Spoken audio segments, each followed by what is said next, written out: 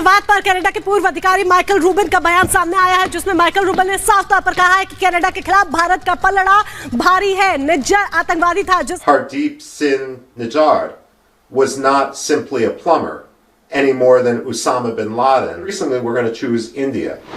Prime Minister Trudeau, I think, has made a huge mistake. तो Jamal Khashoggi Saudi अरब का एक dissident journalist था, Washington post के लिए काम करता था, वाशिंगटन में रहता था, उसको तुर्की में मार दिया। क्या कर लिया सऊदी अरब का? किसी ने भी कुछ नहीं किया। तो देखिए, दुनिया अपने मफादात को मुआशियात की नज़र से देखती है। हमें हर वक्त हम कुछ नहीं कर पाएंगे इसमें। ये ट्रूडो में अगर वाकई में दम है तो इंडियंस को निकाल के दिखाना अपने मुल्क से। मैं चाहता हूँ करे, वो कभी भी नहीं करेगा, क्योंकि वो करेगा ना तो उसको सालाना $4.5 बिलियन का लॉस है सिर्फ इंडियन स्टूडेंट से। तो हजम नहीं हो रहा ना कि इंडिया ऊपर जा रहा है, ठीक है, उनसे तो हजम नहीं हो रहा। जाहिर सी बात है, कोई ना कोई वो इशू उठाएंगे, कोई ना कोई, मगर अब इंडिया को फर्क पड़ने वाला कुछ भी नहीं है।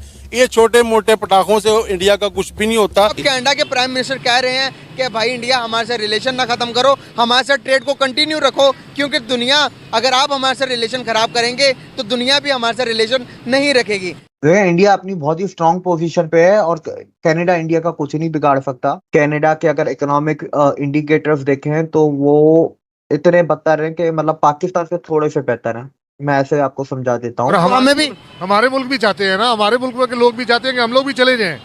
यहाँ पे रुकना कोई भी नहीं चाहता, यहाँ पे सिर्फ वो रुके हैं जो बाहर जा नहीं सकते। अब रिलेशन बेहतर होने चाहिए इंडिया के साथ। हमारे तो कभी बेहतर हो ही नहीं सकते, जब से 70 साल हो। इसराइल की पॉलिसियाँ इसराइल को कॉपी कर रहा है, 10 साल से कर रहा है, लेकिन कभी किसी ने आवाज़ नहीं उठाई। आज ये मामला क्यों अहम हुआ? दो बातें हैं। एक तो आप ये देखिए कि हरदीप सिंह कनाडा का शहरी था, सिर्फ कनाडा का शहरी था। भारत दोहरी शहरियत की इजाज़त नहीं देता। कल महिंद्रा ने अनाउंस कर दिया, कल आनंद महिंद्रा ने कर दिया कि हमारी जितनी भी इन्वेस्टमेंट है कनाडा में, हम सारी इन्वेस्टमेंट्स को खत्म करके वहां से अपनी इन्वेस्टमेंट खत्म कर रहे हैं। अभी तो ये शुरुआत है। एक कंपनी आई है इंडिया में, ऐसी हजारों कंपनी है, वो इन्वेस्टमेंट बाहर निकालेंगी। इंडियन गवर्नमेंट जो इंपोर्ट करती है, थोड़ा बहुत जो भी इंपोर्ट करती है, वो इंपोर्ट्स भी खत्म होंगे कनाडा के। इसकी अकल ठिकाने लगानी है जस्टिन ट्रूडो को। सीधी सी बात है, देखो अब ये मिशन है, जस्टिन ट्रूडो को दोबारा सियासत में नहीं आना चाहिए कनाडा। ये इंडिया का मिशन ये है, जड़ से ही इस खानदान को ही निकाल दो दूसरे मुल्क के। तो आप इंडिया की पावर समझे, वो सिर्फ अपने मुल्क के अंदर परिवारवाद को खत्म नहीं कर रहा है। गांधी परिवार, स्टालिन परिवार, तो केसीआर परिवार, तो ये परिवार, वो परिवार, वो कनाडा के भी परिवारवाद को खत्म करेंगे, पॉलिटिकल डायनेस्टीज को। ट्रूडो वापस नहीं आना चाहिए। इसको इतना रेलेवेंट बना दो कि ये कनाडा में कहीं पे ये म्युनिसिपल कॉर्पोरेशन का वो भी कॉर्पोरेटर भी ना लग सके। कनाडा की अगर हम प्राइम मिनिस्टर की बात करें तो उनकी पॉपुलैरिटी काफ़ी हद तक डैमेज हो रही है इंडिया के साथ लड़ाई मोल लेने की वजह से। क्या कहेंगे आप इस पर? उसकी बड़ी सिंपल सी वजह यह है कि कनाडा बेसिकली आबाद ही इंडियंस ने किया हुआ है। वहाँ पे बहुत ज़्यादा इंडियंस हैं और उनको वो वोट भी कास्ट करते हैं। तो वो जो इंडियंस हैं वो अपने मुल्क की खातर वोटिंग कर रहे हैं, जिसकी वजह से उसकी पॉपुलैरिटी कम हो रही है। अदरवाइज जब लेकिन वो अपने I think fourth time elect हुआ है। ये मुझे इसका आइडिया नहीं है। आपको पता है कि थर्ड और फोर्थ टाइम वो इलेक्टेड प्राइम मिनिस्टर है, तो आप इससे उसकी पॉपुलैरिटी का अंदाज़ा लगा सकते हैं। ये कोई सोशल मीडिया सर्वे या आज इस खबर के बाद जो पॉपुलैरिटी अप डाउन होना मैटर नहीं करती उसके लिए। आपको पता है कि वहाँ कैनेडियंस जो हैं वो ये वोटिंग कर रहे हैं कि 50 सालों में ये उनके वर्स्ट 3 प्राइम मिनिस्टर हैं। कैनेडियन के Indian Canadian, that's the point. मुझे ये लगता है कि ये इंडियन कैनेडियन है जो इस बात के ऊपर वोट कर रहे हैं। अगर वो 50% अगेंस्ट जा रहे हैं तो इंडियन वाले ही होंगे। इंडिया की तादाद बहुत ज़्यादा है वहाँ पे। लेकिन सर आप ये भी तो देखें कि कैनेडियन भी बहुत बड़ी तादाद में इंडिया जाते हैं। अब उनका इंडिया जाना बंद हो गया है क्योंकि इंडिया ने उनके वीज़ा सस्पेंड कर दिए। ये जिस तरह कनाडा ने अपने मुल्क का एक बंदे की हिफाजत के लिए या उसके कत्ल हो जाने के ऊपर उन्होंने स्टेप लिया है, उसी तरह इंडिया भी खुददार मुल्क है। उन्होंने भी वही सेम अप्रोच के साथ चले हैं। कि आप हमारे ऊपर इल्ज़ाम लगाओगे तो हम अगर फिर आपके बंदों को इधर नहीं आने देंगे। लेकिन सर इंडिया को तो इससे कोई फर्क नहीं पड़ा, इंडिया की पॉपुलैरिटी को डैमेज करने की कोशिश की है, लेकिन उल्टा कनाडा के प्राइम मिनिस्टर की अपनी पॉपुलैरिटी जो है वो डैमेज हो रही है, सेक्रीफाइस हो रही है।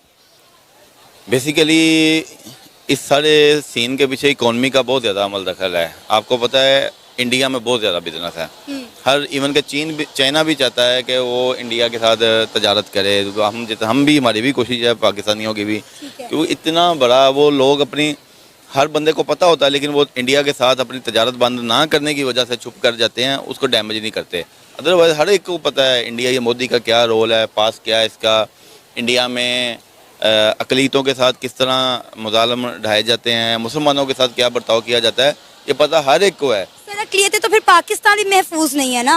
नहीं, ऐसा कुछ नहीं है। ऐसा है, आप लोग मानते नहीं है, वो एक अलग बात है। ऐसा नहीं है, इधर तो अगर एक दो अगर वाक़यात हो भी जाए अकलीतों के हवाले से तो जमाल खशोगी सऊदी अरब का एक डिसिडेंट जर्नलिस्ट था, वाशिंगटन पोस्ट के लिए काम करता था, वाशिंगटन में रहता था, उसको तुर्की में मार दिया। क्या कर लिया है सऊदी अरब का? किसी ने भी कुछ नहीं किया। तो देखिए दुनिया अपने मफादात को मुआशियात की नज़र से देखती है।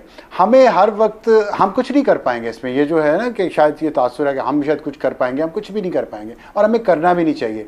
हमें ये भी नहीं सोचना चाहिए कि दुआ करने बैठ जाएंगे या अल्लाह दुश्मन की तोपों में कीड़े पड़े। शायद ये दुआ हमें सिर्फ करनी चाहिए और ये कर भी सकते हैं, इसके अलावा हम कुछ नहीं कर सकते।